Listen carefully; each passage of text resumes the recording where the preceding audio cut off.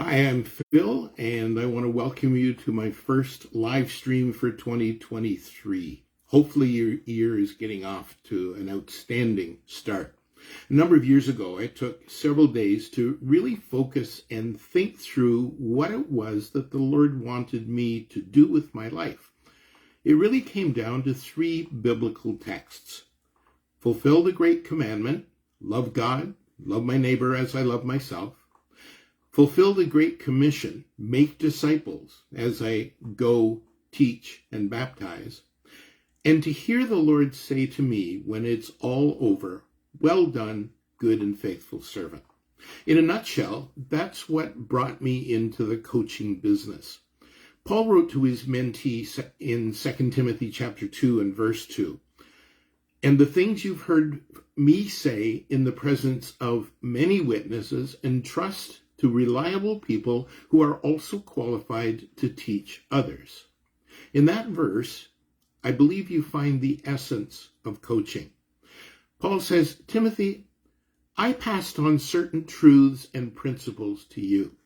Now, you are to pass them on to others, but not just any others. Pass them on to people who are also qualified to teach still others. 4 generations of transmitting wisdom, which hopefully would be just the beginning. My first career, which I started at age 19, was as an elementary school teacher, working with special needs children in very individualized programs. For 5 years, my classroom was no more than 6 kids, aged 6 to 12, and doing studies from kindergarten to grade 6. As I said, individualized programming. And did I ever learn a lot? By the time I finished there, a friend and I had started a music teaching studio.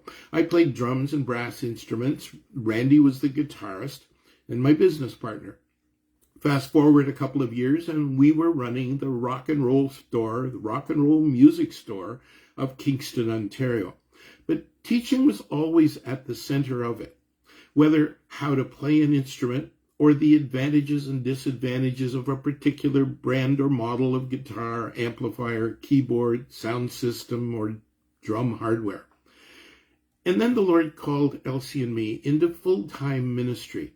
We'd grown up in the Salvation Army as our church, so that was where the Lord called us.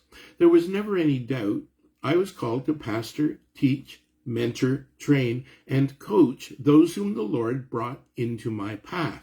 And in so many ways, that's what I've been doing ever since. In many ways, the best way to understand the biblical role of pastor or shepherd might be with the relatively modern word coach. If you know anything about sports, you know how important a coach is.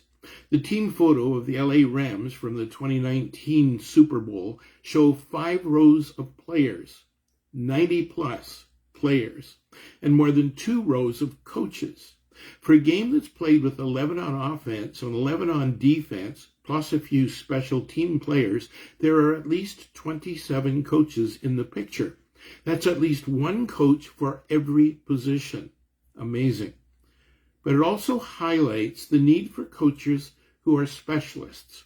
Many football coaches played those positions at one time, have proven themselves at a college level, and are now coaching in the pros, working with some of the most elite athletes in the world.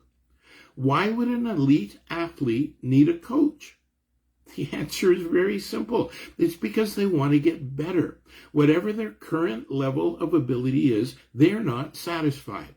And the ability of the team is the combined abilities of the individual players. So for the team to get better, each player needs to be getting better. All for one, one for all. Try to imagine if one of those elite players said to the team, to paraphrase Blazing Saddles, I don't need no stinking coach.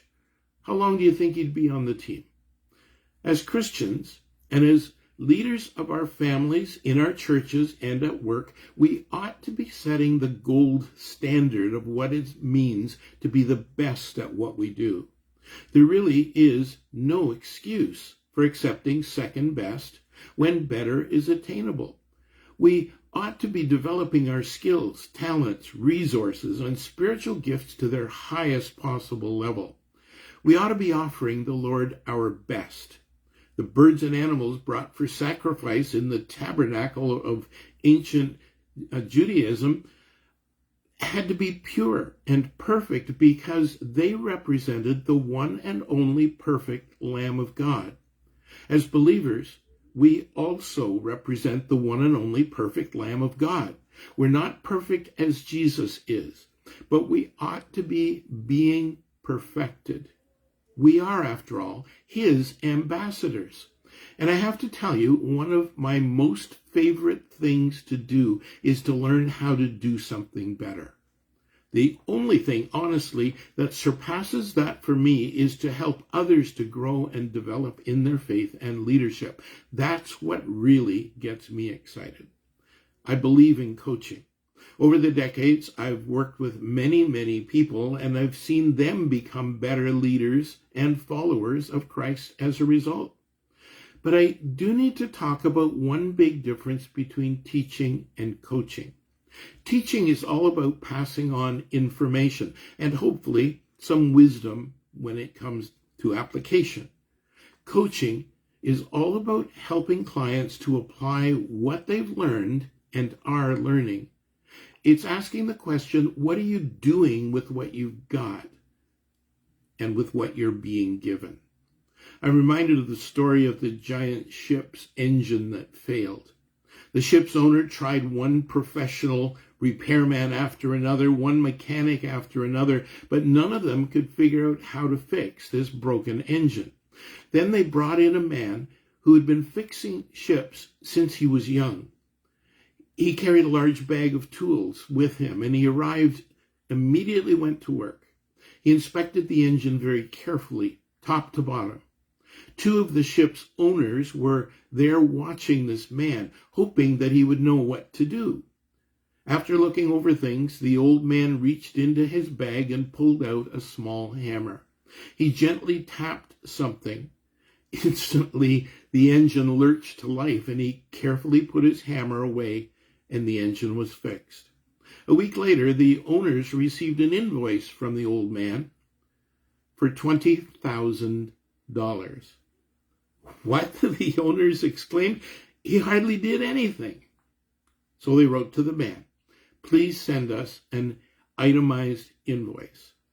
The man sent an invoice that read, tapping with a hammer, $2. Knowing where to tap, $19,998. Effort's important, but experience and knowing where to direct that effort makes all the difference.